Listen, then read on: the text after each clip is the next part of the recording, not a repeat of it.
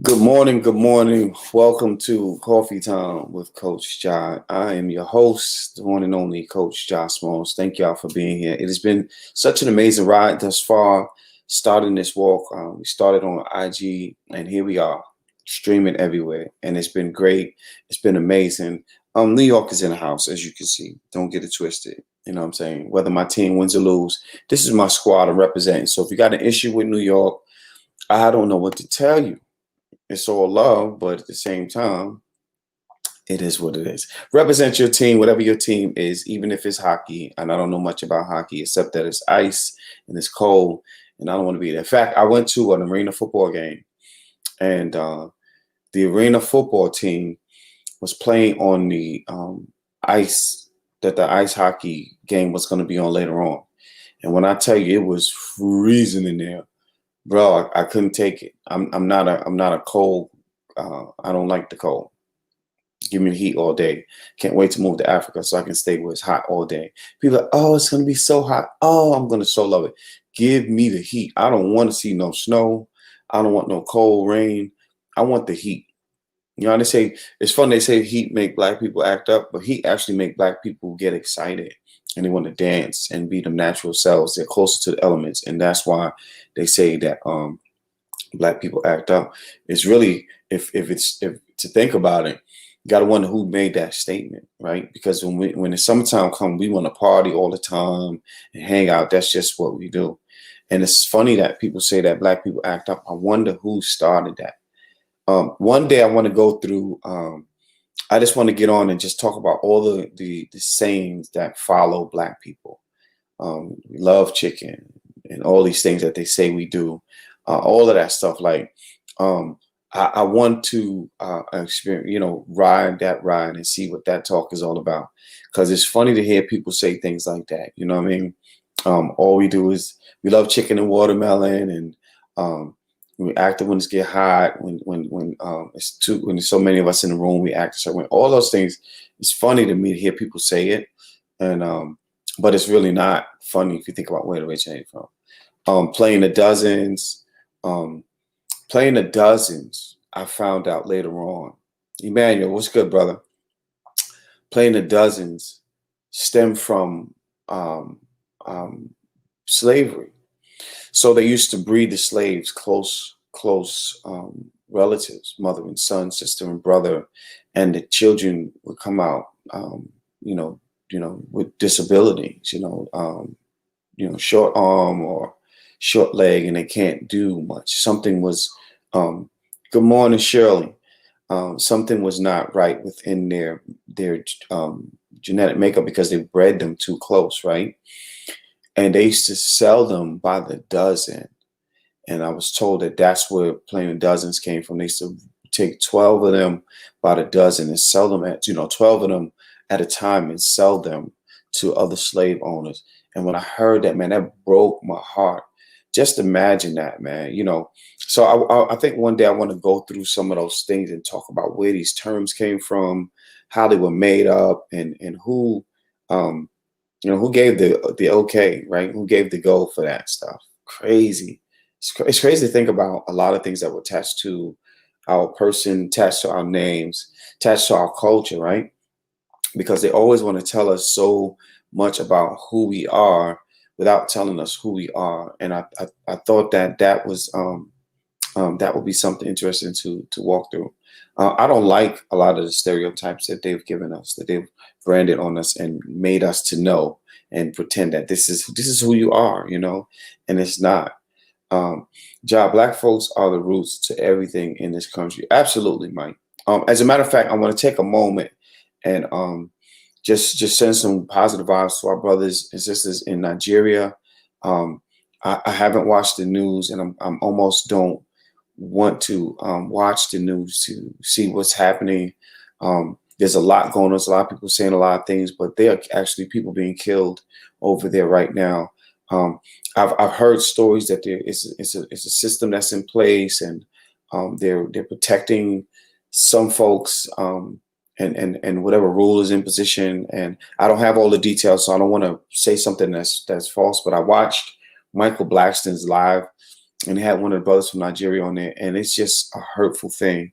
I know that they turned their guns on the crowds, and it was young people, and that it's the young people, as always in every situation. It's the young people that just have the audacity to get up and go. They have the gall to go, and the young people were the ones that were brutally massacred. And I don't want to see the footage. I don't want to be wrapped in that. Like, so this is, and I'll just be transparent with everybody who's on. This is usually my birthday's next weekend, right? And usually most people are excited and happy. I remember as a kid, I used to be like, why people don't like to celebrate their birthdays and all these things. And then I think about all the stuff that I've missed during this birthday time. My Aunt Wilhelmina used to make me a cake all the time. She's no longer here. I think about friends who are no longer here, family who would always see me for, my birthday's on Halloween. So Halloween was a holiday. They didn't forget my birthday because it was a Halloween, and it was always registering for people too, right? And I think about that. Good morning, Marianne. She got a new book out, y'all. Marianne's got a new book out. Holla at Marianne. And I think about all of the people who cannot share this birthday with me. And that makes me sad, knowing that they're not here. And then, 20 in 1991, 20 days after my birthday, I was gunned down and I was in hospital. And so it makes right, bro. That's true, Mike. That I'm hearing, that's a blessing. That is a blessing. Y'all here with me, so that makes that a blessing too. But I had to stomach living, that this time of year always brings that up, right? As soon as the weather starts to change and the leaves start to fall, it reminds me of the day when this happened to me, when I was gunned down. And it kind of, I don't look to be down, but it kind of, sometimes you are unable to help what happens. You know what I'm saying? Unable to help what you go through in this process during this ride. You don't really get it. You know what I mean? So I'm here, and I'm excited about it. I'm happy, but there's some things that are out of my control that makes me a little, get a little down around this time. So I just want to say that I understand that, and it's always a extra push for me, and I'm here for it, right? I'm here for it. This is how we change lives, by beginning to change our own life, and this is why I tell people all the time: whatever you do, teach this world how to love you by loving you. There is no way anybody can love you better than you can love yourself. It is impossible. And you have to take it upon yourself to make sure that you are loving you, so that it can show to other people. Other people can see that, and then they will begin to know how to love you and understand what loving you is like. So yeah, I'm really excited about that, and hoping to see some beautiful things start this year, as you can see. And yeah, I'm just here. I'm just here for it all. Uh, I'm trying to figure out. Hold on, my guest is having an issue here, um, and I need to figure out why. And see, yes, the power in self-love and self-care. Yes, there's such a power in that, and you cannot get away from that. It is not possible to get away from that. Um, and the more we figure that out, the better off we will be. You know what I'm saying? The more we figure that out, the better off we have to understand what this life is telling us, and understanding what our journey is in this life. And we may not always understand it, we may not always get it, right? We may not always be in a position to totally grab onto that. But at the end of the day, guess what? We're here. We're still here, and we're still fighting, and we're still. This is Angel. Angel, how's it going? Okay, I'm trying to get my host in, because we had a few technical difficulties here, and I'm trying to get my boy in. So just stand by for a second. We'll make it happen. Hold on a second. I'm trying to send it to him. I gotta send it from my business phone. Hold Hold on one second. So again, it's about what your life is and what do you want your life to be. We got to focus on some of the things that we have more control over, right? And in doing so, we learn so much more about ourselves. Um, thank you, KR605. When we start to invest in ourselves and we start to learn more about who we are, and we can look at our journey differently because your journey is here. Um, um, and your journey does not change, right? Whatever the path is that you're supposed to be on, that is your path. You are going to be there. And no matter what, you have to get there. You have to get there. And you get there by doing the things that automatically become a part of your path. A lot of times we struggle to try to figure out um, what that is because we're reaching, we're striving, and yeah, my guest is here. I can't wait to bring him on. I'm going to shut up after this note. Your path is already set, and you're striving to find out what it is because you're fighting against the forces that are already there. I don't believe you have an option. I don't believe a person leaves this planet until they serve whatever their purpose is. And I understand that some people, we don't know the day, we don't know the time, right? But there's something that happens, and you're going to do that thing before you leave it. That's just my belief, and I want to live in my purpose. And I'm hoping that within the broadcasting, within the morning show, you learn to search for what your purpose is and go get it. Go be amazing because you have everything, all the tools you need to be to do so. So, without any further shenanigans from me, I'm gonna bring my brother on, and we're gonna celebrate him today and let it be what it's gonna be. My man, Shadow, what's up, brother? How you doing, my brother Jai? It's good to see you again. I am doing fantastic now that I got you on the live, bro. It has been. I mean, Man, this is beautiful, man. good. I love the hat. You I love the love the hat? hat. Yeah, man. For our brother. Yes, yes, yes. His birthday is the 13th, and mine is the 31st. Hmm. So we always throw that back and forth. Because Uh, his birthday is before mine, and his number is before mine. The day came before mine, so I had to give it to him anyway. hey, man, you look good. We didn't get a chance to, have our annual summit like we normally do this year Mhm. because of obvious circumstances. But, I love you, and this is great. I got to Yeah, catch like the tail end of your inspirational words there. So I love it. I love it. It's good to see you again. appreciate it. If you can, I can't. You're a little low, so if you can Yeah. talk a little louder, yeah. Use a little bit low. Okay. I can hear So you, I but it's have. just All right. How about that? Is that better? that's better. That's better.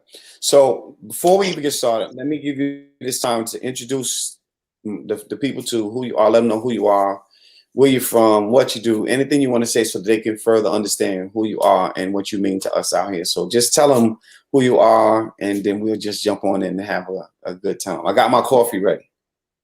Okay. Okay. Okay. I can do that. I can do that. My name is Shadow, at least commonly known as.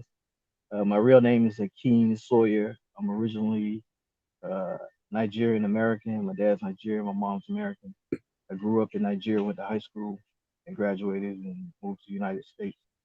Uh, when I was in college, I was a founding member of an organization called Black on Black Rhyme, which is one of the oldest spoken word organizations in the United States. So from there, just kind of started going to these poetry shows, man, all over the South, and which is where I met you um, at Southern Pride. And I just loved it so much. I became involved, um, just from the planning standpoint, execution. So I served as president of Southern Fried Incorporated from 2017 to early this year, 2020. And then I just became the executive director of Southern Fried. We have a new president now. Um, and so, it's been a journey through spoken word. Spoken word saved my life in a lot of different ways. Uh, Poetry is my passion, and I love to see poets succeed. And I think that's how we linked up. Hmm. I love everything that you do uh, with your organization, and so now I'm here.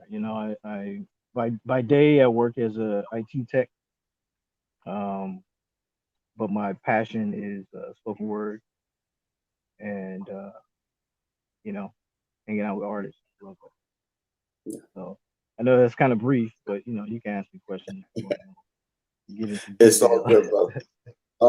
I started yesterday and today, and I did not know you was from Nigeria.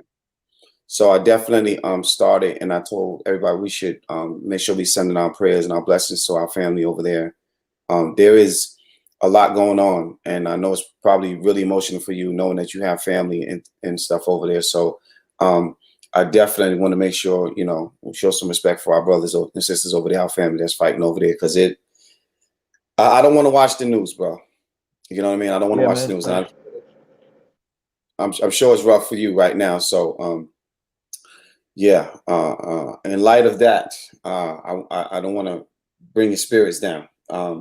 I want to share something that I just found out with you. 2017 was when you became president. That what you said? Yeah. When we formed 2017 was an organization.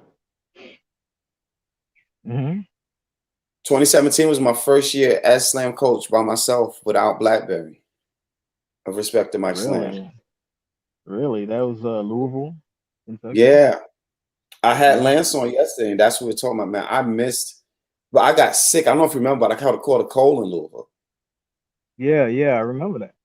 I had missed so much of the action, man, but I did love it. I think Greensboro was my first and was still my best because I got to spend so much time with Tavis. Like I got to talk to him about some things, Hmm. and when we went to have pizza, if you've been around Tavis, which I'm sure you have, you already know, going out to eat with Tavis is going to be a whole different thing. Like a presentation.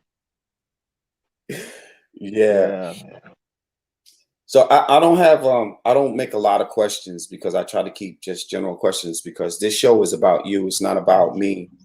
It's not about what I want to know. If there are people here who have questions for you, we'll ask those questions. But it's about what you want to talk about because we get interviewed all the time, and it's always like, "Yo, give me a poem. Yo, let me ask you all these questions." And I right. try to make sure the guests have their time to say the things they want to say. So I just have a few questions. We'll ask and you take as much time with them as you need and let that be that. Yeah, All let's do right. it. Let's do it. Okay. First question. Give me your top favorite artist. It doesn't matter what kind of genre. It doesn't matter if it's an actor. If they're in arts, give me like your top five greats of whatever. The top five greats of whatever, like In category arts. by category, No. or Just like as my actor would be this guy, my rapper would be this person. Just top five in any genre. Or it doesn't matter the order. okay, I got you. I would go with Denzel is my favorite actor, Denzel Washington. You know, um, man, Nas is my favorite rapper. Mm. Yeah, yeah. Um, man, top five. You said top five artists, so these have to Uh, be people, not things. right. It could be anything that has to do with arts. Anything that has to do with art. Yeah. Um, man, I would say that man, Ebony Payne is probably my favorite poet. Yes, Ebony. Wow. Hmm. Yeah. He's in my top five. Hmm. Um, man, I need to reach out to her, as these a are matter some of tough fact. questions. I, I Yeah, know. man, she's a beautiful spirit. My sister, I got it. Ade. I got an easier one for you. Okay. When you, let's say you're on a drive and you got a couple of hours to go, right? Mm-hmm. What's your favorite Mm-hmm. music to listen to? And then give me your go-to song, no matter what. This song gets you where you want to be. Wow. Man, if I'm on a long drive, right, and I'm getting close to the end of it, and I might need a little pick me up.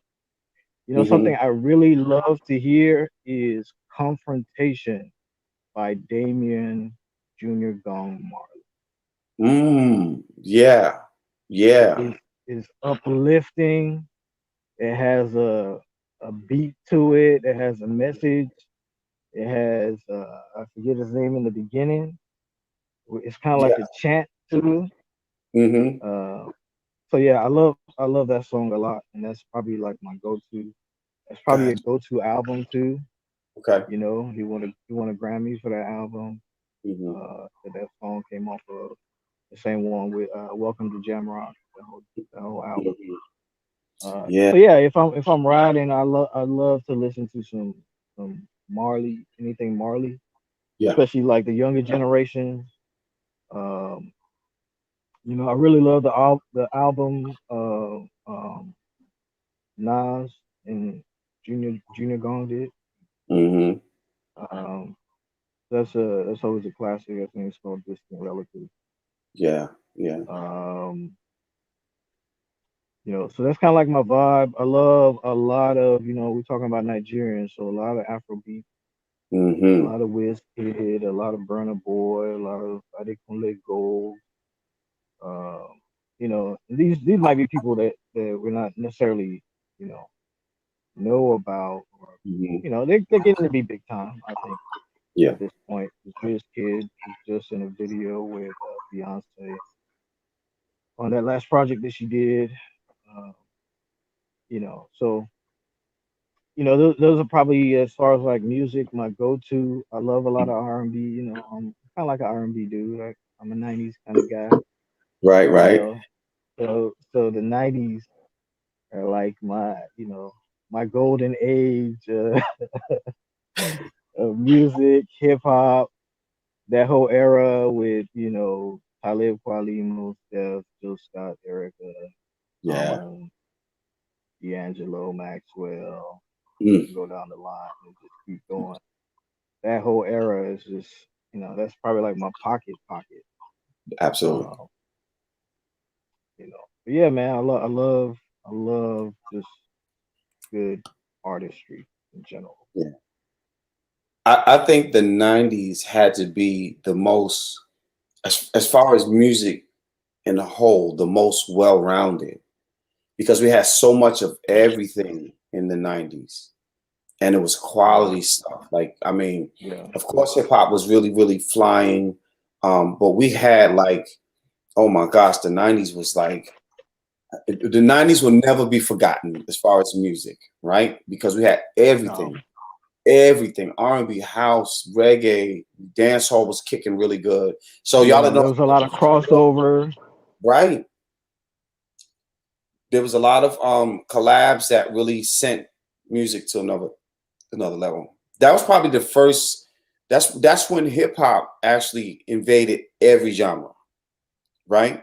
That's Right, when right, Quincy brought all the right. rappers together. They did the on back on the block. That was in the '90s, I believe. Oh, When he brought Moby, Easy Moby, and all of them together. Easy Matter of Mo fact, B, man. remember Moby did the Miles Davis tribute. Oh, that was in the Yeah, rap. '90s. I think that was the '90s, wasn't it? It had to be because Moby Ooh, wasn't. we have to look that up. Yeah, because Moby wasn't okay. So Big after Big, that's when Puffy didn't put Moby's name on the Flavor in Your Ear joint. He put Puffy first and then Easy Moby's name. And Mhm. Moby was being he was managed by Def Jam were managing producers at the time. So when that beef happened with them, Puffy kind of blackballed Moby out of the thing. So it had to be in the '90s because after that happened, after that Flavor in Your Ear, you didn't hear from him. Uh, Yeah, yeah. So had to be that. Yeah, that's a piece. Man, That's a piece of hip hop history right there. yeah, yeah, yeah. I got a few gems tomorrow. Tomorrow, my guest is a longtime dear friend of mine. She's been a friend of mine since before Wu Tang came out. In fact, we was at the same record label that turned Wu Tang down.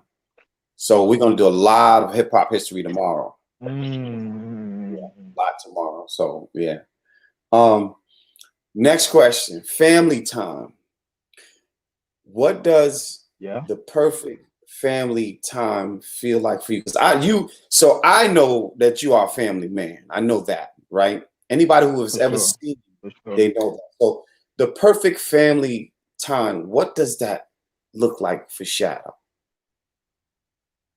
Man, the perfect family time is, you know, I come from a, pretty large family, if you will. Most African families uh, have, extensions to them. Hmm. So, perfect family time for me is like having everybody around. That's like, anywhere from 15 to 20 of us. And, kids running around screaming.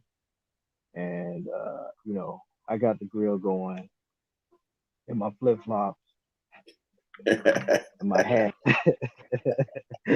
um, and someone is either reciting a poem or singing a tune or DJing, and it's just a fun, joyous time.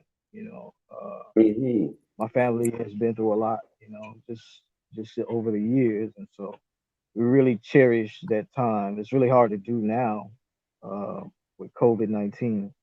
Yeah, So shout out, to everybody who's out there and missing their family and not able to like really have that time like we normally do. So thinking about those folks really at this time. yeah, yeah. I actually have a question from one of the viewers, Kendra. She says, "How has poetry changed since you began working with Black on Black Rhyme?" Mm, Wow, that's a beautiful that's question. Thank you for that. asking Yeah. that question too. Man, that's a great question.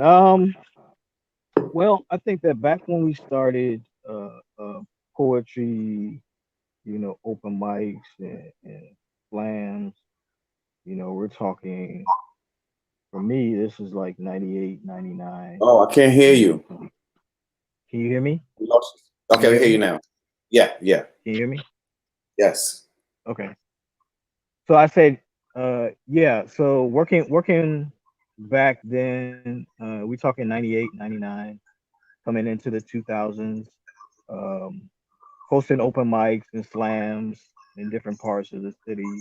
I think it was more during that era. It was more like, hey, we have something to say, and we have this creative way of saying it, and but it was more about the message being said. I think that now, in our current state, we're talking about slams and we're talking about just things that happen in the community, poetry wise. A lot of it is still about the message, but I think it's more. There's more artistry to it. There's more creativity to it. I think people are putting a little bit more thought into, if we're talking about like teams like Team Snow and people that have actually brought, you know, coordination into poetry and choreography, Hmm. those types of elements. I think that that's where you've seen the line just kind Yeah. of change because there's more exposure to spoken word and poetry now. Def Poetry Jam did a lot for that. I think National Poetry Slam did a lot for that. I think Southern Pride did a lot for that. And I think that now people take it a little bit more seriously, look at it more as like a career instead of just kind of like a pop up thing. We would just show up at barbershops and gas stations and just start doing poetry just randomly because of the love of it. I think that now people see it more as a vehicle to actually make some ends meet. Yeah. Mm. So to Great me, that's the question. biggest Yeah. change. Yeah, back on the block was 90 or 91. Yeah. Yeah. Because I Mm, know, like I said, once Big got knocked out, that was it. So was it before? Well, I mean, Moby. Once they shut him out, that was it. Which is a sad thing, man. mm. I can't talk about some things, right? But um, it's there's gonna be more to that Save story. that for the next podcast. Save that for the next Now, podcast. well, I gotta look. I can't even say it then. I gotta wait till it's out there, and then I can say, "Hey, I knew that already." Right? Okay. I've had um, I've had the luxury and the honor of interviewing a lot of um, heavy hitters in the hip hop world, and doing some after parties for some big names, and being backstage. So I witnessed a lot of the hip hop culture that a lot of people haven't seen. And to be Mhm. honest with you, I witnessed a lot of that at Southern Fried, which really snatched me to Southern Fried. Because Mm. of right, you have your prima donnas and crybabies in everything, right? You have For it in hip sure. hop. My album was better than his Sure. album. My beats are doper than his beats. He's only winning. And I saw a lot of that coming into the slam, because I was not, let me say, I wasn't against slam poetry. I never wanted to be a slam poet. In fact, Really? Why? Blackberry knocked me down. Why? Because, like I'll say exactly how it happened for me. I went to Nats, and it was a young lady doing a poem. I said, well, they asked me to be a judge. You know how it is. They get you, hey, come be a judge, right? Um, Young lady was doing a poem about aborting a baby to be with a man that left her. Mm. Then another guy did a poem.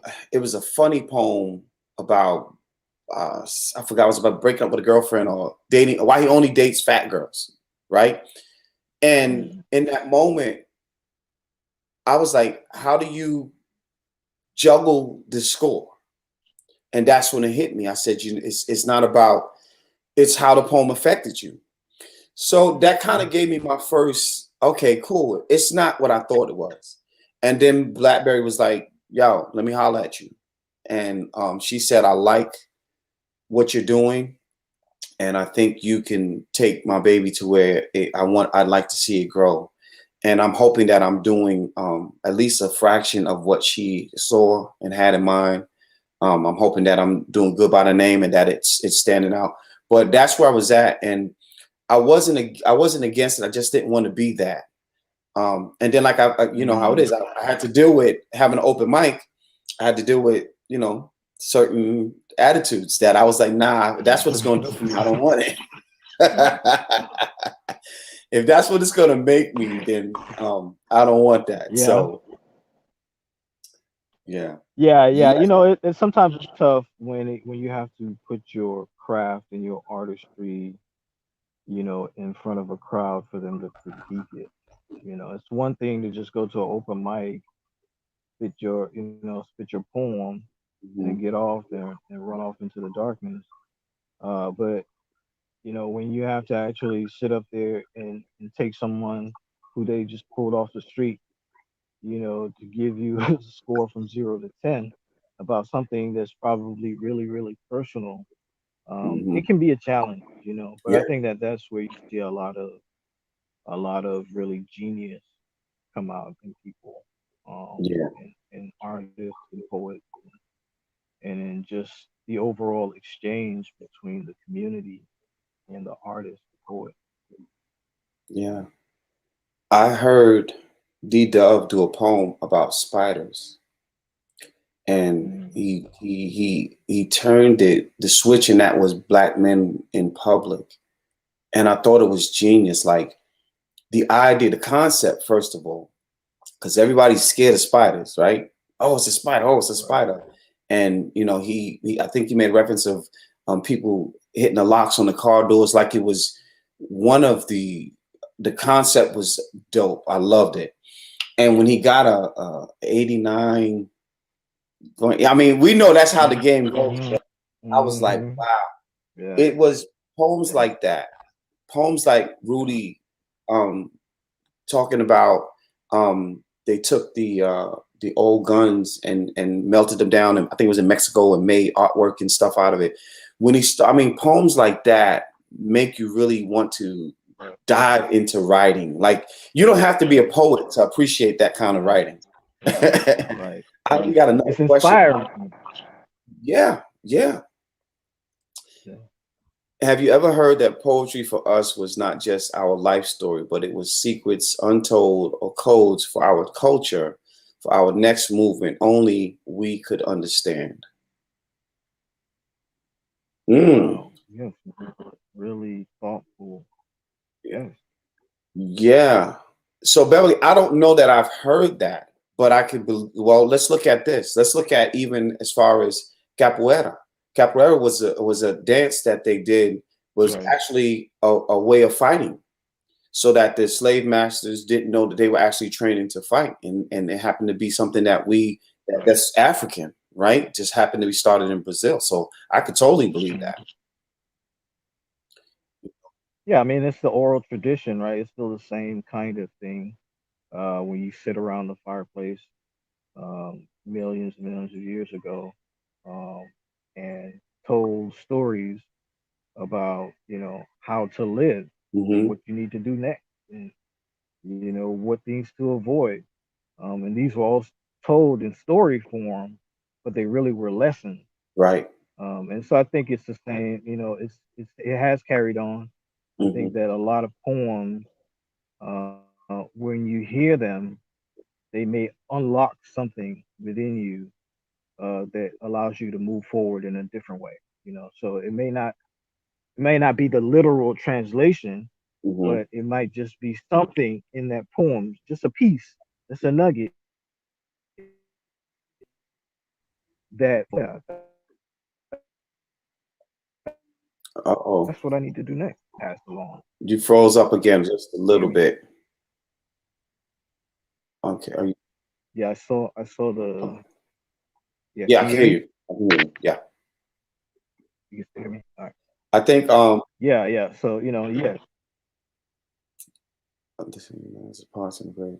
Yeah, I think that, even looking back to when the slaves had to go down by the riverbed and hold hands and pray and sing, almost quietly, or make it entertaining, so that the slave masters didn't know that they were praying. It's all of that. All those things, and this is why I believe that we're suffering a bit in this culture, because we're not, the elders and the children are far apart, and we're not taking that Right, time to take them by the waterbed and say, hey, listen to this, let me tell you this, exactly what you're saying, those stories. right.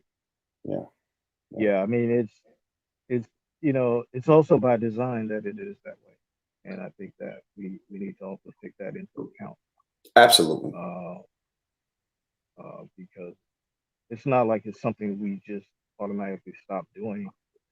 It was just something that was discouraged, and so now we have to try to rebuild those bridges and those connections with the older generation, because Mhm. things are moving really, really, really quickly, Yeah. and I think um, a lot of people are getting left behind, either because they are unable to keep up with the digital changes that are Mhm. happening, um, or they're just so far separated from actually what's in the culture.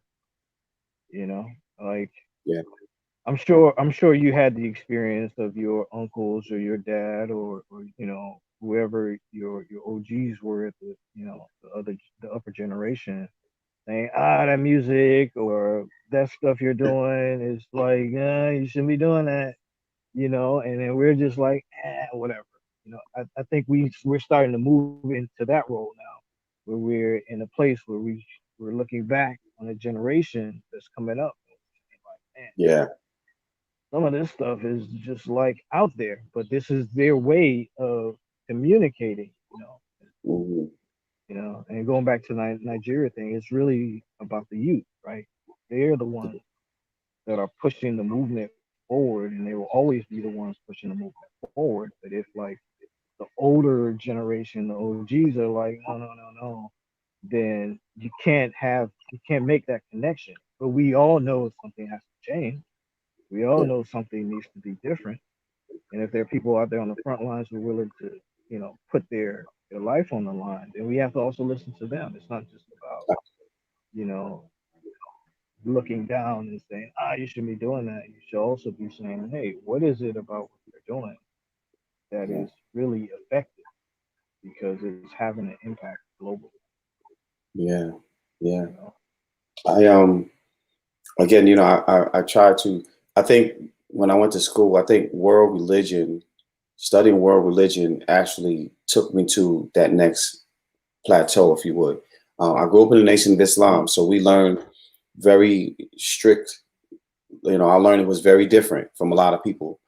But my mom, she did the beautiful thing by allowing us to learn what we wanted to learn. Choose what you want to choose. Go out and find what you want and come home and let's discuss it. I think we don't do that enough as parents, but my mom allowed Mm-hmm. us to have that. And then when I stepped into world religion in school, and my instructor he was a former Methodist pastor. He had his own church. And he said he stepped down because his daughter went on a missionary, one of those missionary trips, and she came back married to a Muslim from Jordan. And he was like, I can't celebrate Christmas with my grandchildren. I can't do Easter. Mm-hmm. And it shook his life, and he changed some things. And that opened me up to wanting to know more about other cultures and accepting things that I don't understand. And I'm trying to develop that same mentality with the music that the children listen to today, but it's hard. And it's breaking down those walls.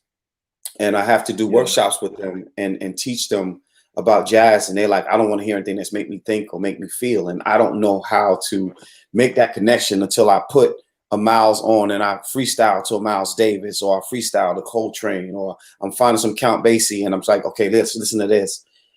So it's a real challenge that I think we have. I'm glad that you said that, because we have to find a way to make that connection so that we're not this it can stop going separate correct, ways, correct. so.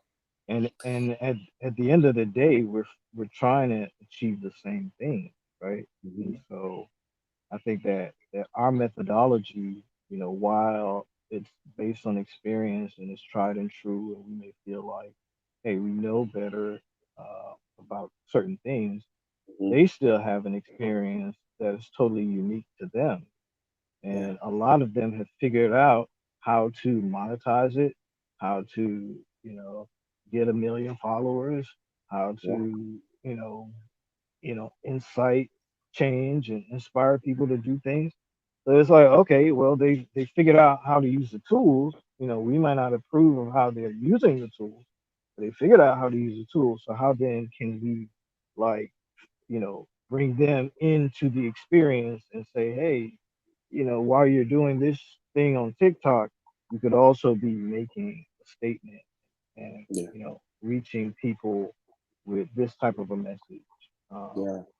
and it takes time. I Mm. know it's, I love what you're doing. You know what I'm saying? You definitely are on the right path and joining forces. But I know it's a challenge trying to get the younger generation to even listen. I You wish it know. was just a challenge. I appreciate your words though, bro. So look, we Yeah. got we got 16 minutes left.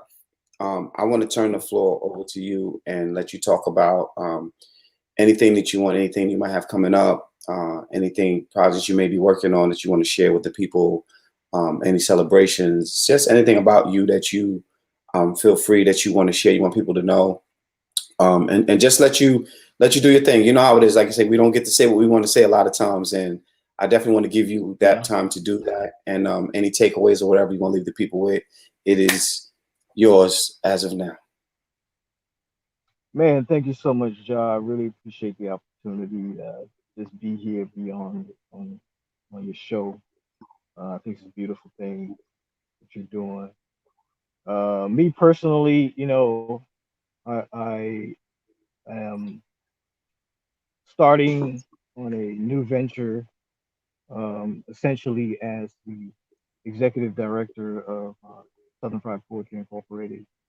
Um, we're currently, I would say at this point, the longest running poetry slam tournament in the United States. Been around since 1994.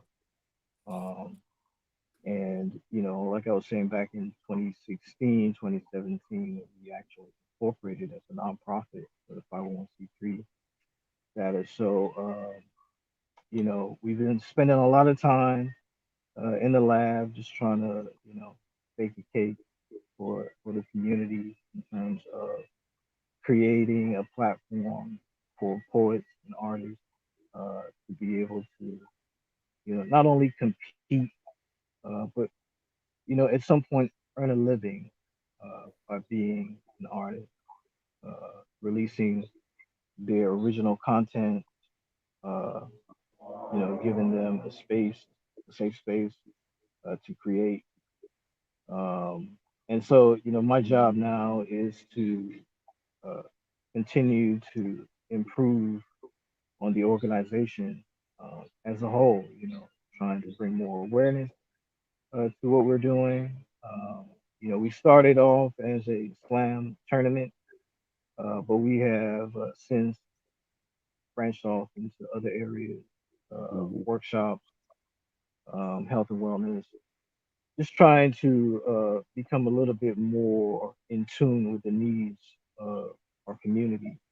Um, as you know, Southern Fried is a competition that initially, registers, I think it's 12 southern cities when we open registration, and then, you know, we open it up to the rest of the world essentially after that.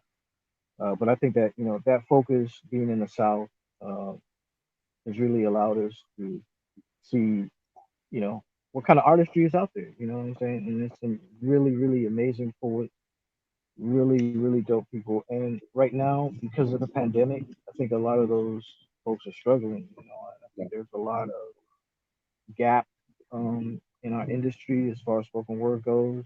And there are folks out there that need health insurance. There are folks out there that need salary. There are folks out Mhm. there that want to tour and they want to write and they want to record.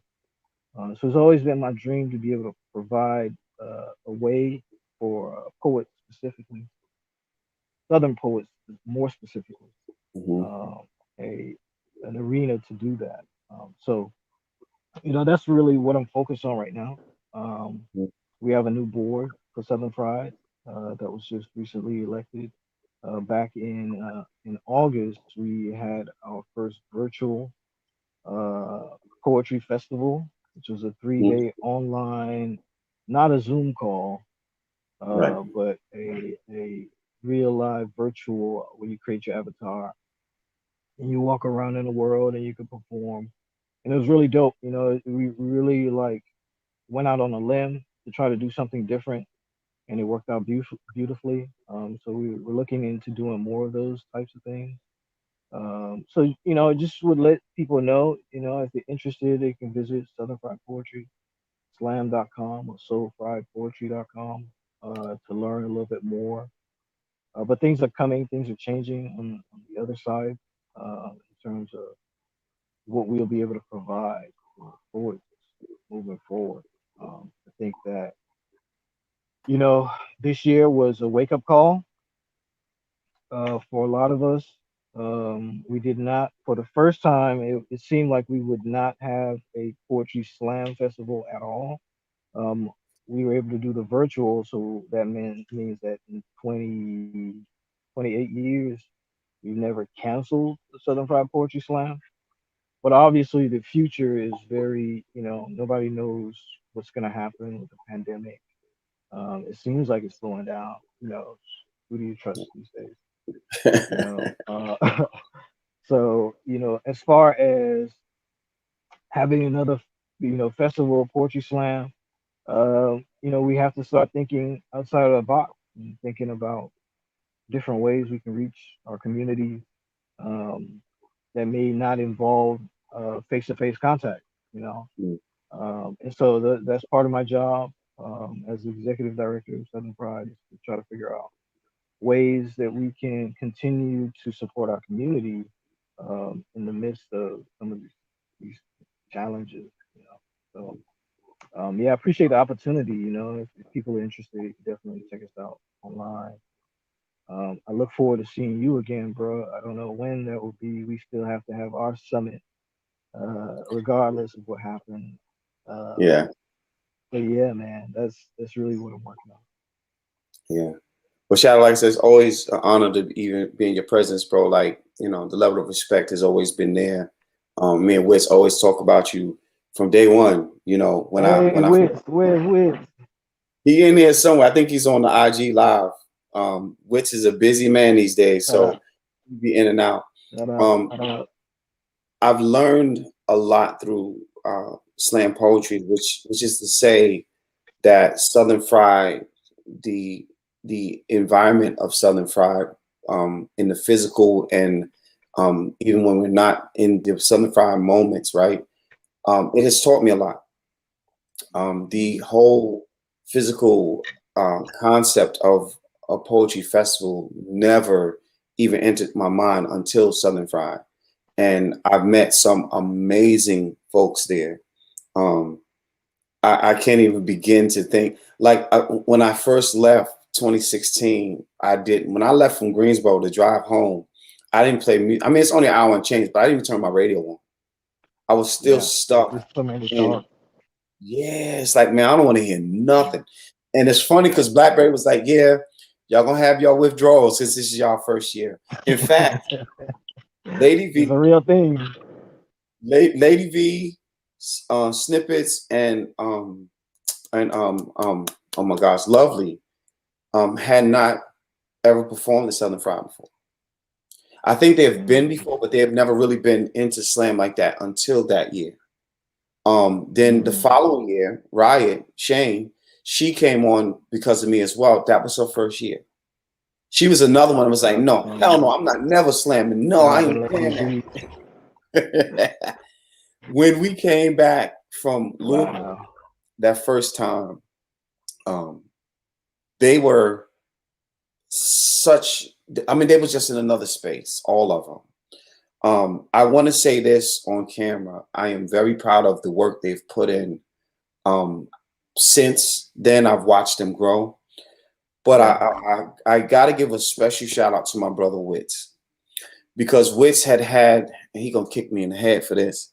Wits had the roughest time coming from, because I wasn't doing much slamming. I'm like, I'm trying to learn what I need to learn so I can be a better coach, right?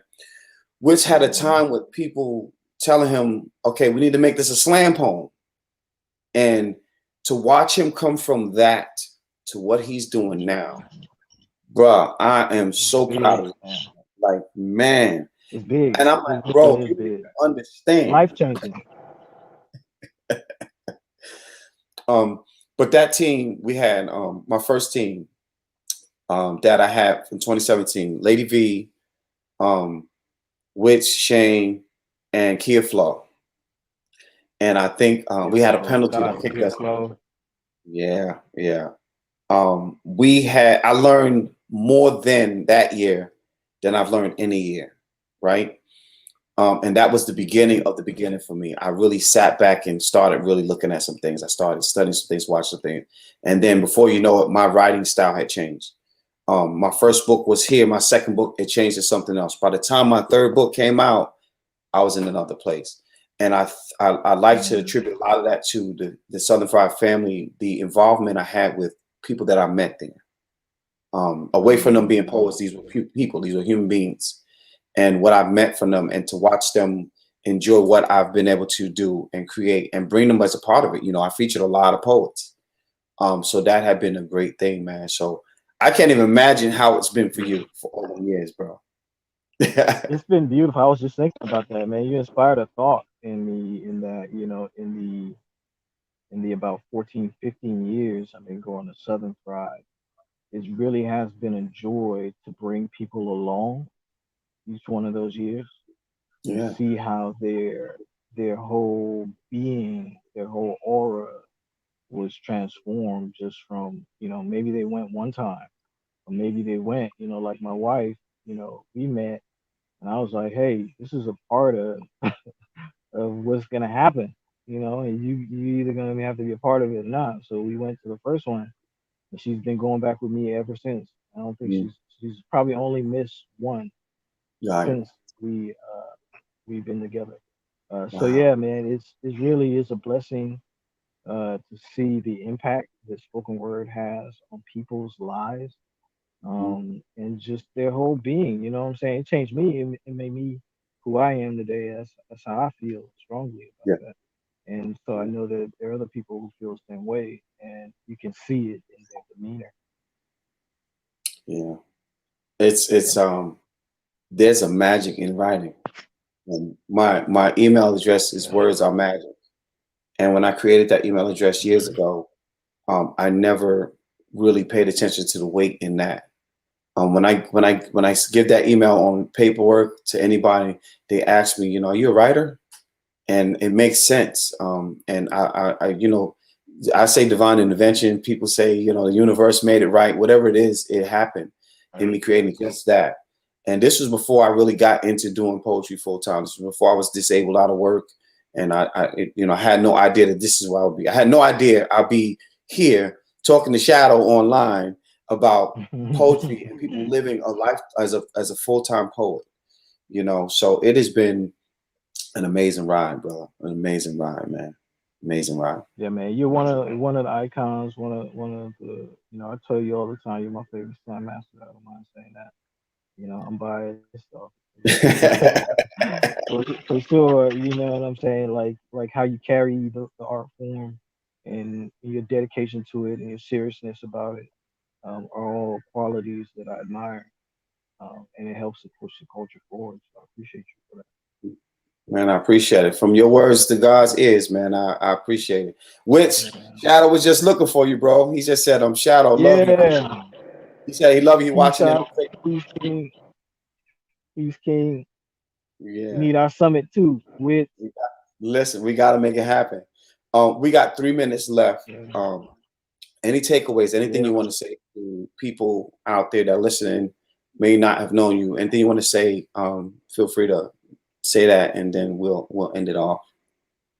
Man, I don't like to make stuff about me, but I do want to bring a lot of attention to the NSARS movement, hashtag NSARS, with what's going on out there in Nigeria, the Lekki toll gate massacre, where the government and uh, uh, folks out to shoot uh, youth protesters. I hope people are keeping up with it, keeping up with the movement. It's really a terrible thing to see the place I went to high school, elementary school, grew up in, going through such strife. So I just want to send my prayers, my heartfelt thoughts to all of those in struggle, especially all those in the diaspora as well who can't get back home at this particular moment in time. 2020 has been one hell of a year, but we gonna make it. We gonna get through it, y'all. Just hold on, hold on, hold on. I believe it. 1 minute left, man. Thank y'all all for tuning in, man. I appreciate y'all. Shout out to Shadow, brother. It is an honor to always be in your presence, man. I thank you for taking the time out to come be here with us.